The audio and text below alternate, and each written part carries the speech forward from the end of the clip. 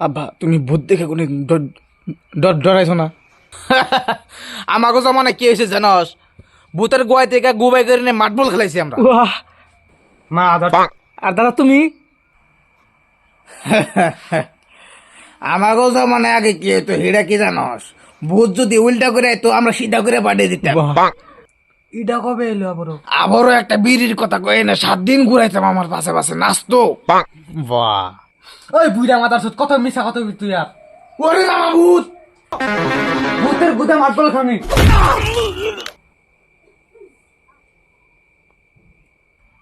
ও মা!